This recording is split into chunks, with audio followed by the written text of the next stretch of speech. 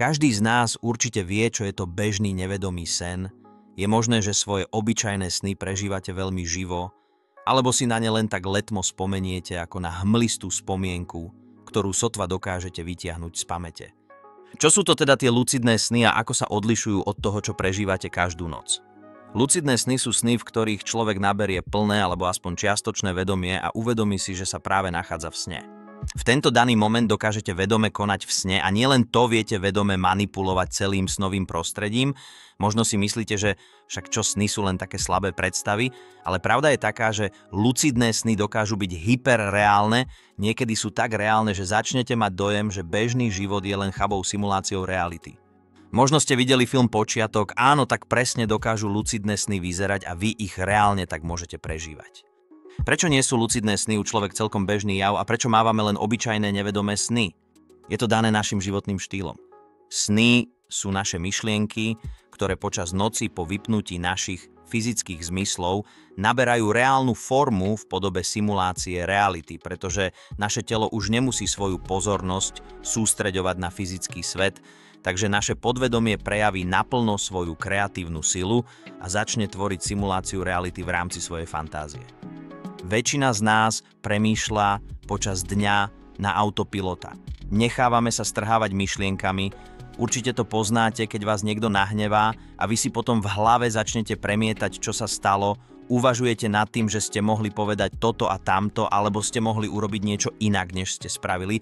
V mysli sa rozčuľujete a to všetko väčšinou prebieha bez toho, aby ste sa nad tým vedome zamýšľali. Hovorí sa tomu denné snívanie.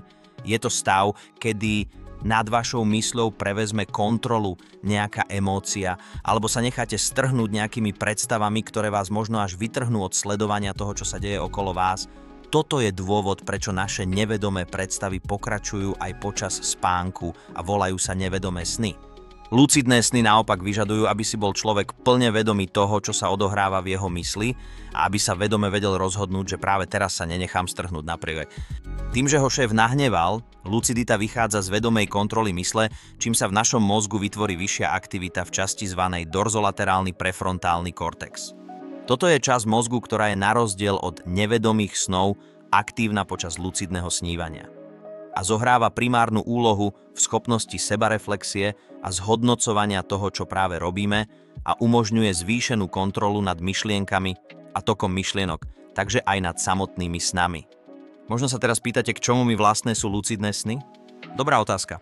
Okrem toho, že dokážete prežívať hyperrealitu, ktorú si sami režírujete silou vôle a viete pretvárať všetko, čo sa okolo vás deje tak, ako chcete, môžete tieto sny využívať aj na mnoho konštruktívnych vecí. Možno ste umelec a potrebujete inšpiráciu, je možné, že práve teraz máte rozrobený nejaký projekt, knihu, obraz či hudbu a neviete sa pohnúť ďalej. Lucidné sny vám umožňujú vstúpiť do stavu, kedy môžete priamo využiť svoju kreatívnu podvedomú myseľ k tomu, aby vám ukázala, ako sa dá vaše dielo dokončiť, tak aby ste boli nadmieru spokojní. Podvedomie vám vie ukázať, ako vaše dielo bude vyzerať, ako bude znieť alebo aké texty bude obsahovať tak, aby to bolo perfektné. Možno ste vedec, programátor alebo robíte niečo, kde potrebujete vyriešiť problém. Podvedomie vie riešiť pokročilé problémy a keďže väčšina ľudí k týmto riešeniam nemá vedomý prístup cez deň, je možné tieto problémy vyriešiť počas lucidného snívania. To vám možno práve naznačilo aj to, že lucidné sny umožňujú aj učenie rôznych vecí. Lucidné sny sú rovnako dobré na to, aby ste sa postavili svojim strachom, môžete vstúpiť hlboko do svojej psychiky a môžete z nej doslova vytiahnuť svoje problémy a zistiť, čo za nimi stojí, môže svoje problém pretransformovať na nejakú osobu a môžete sa s ňou porozprávať a zistiť, z čoho tento problém vznikol a ako sa ho zbaviť, môžete riešiť svoj zdravotný stav. Mnoho chorôb sa dá vyliečiť prostredníctvom tohto stavu vedomia. Môžete pozitívne naprogramovať svoje telo a myseľ, pretože ste priamo vo svojej hlave. V budúcom videu sa pozrieme na to, ako použiť vedecky overené metódy navodzovania lucidných snov. Zatiaľ sa majte.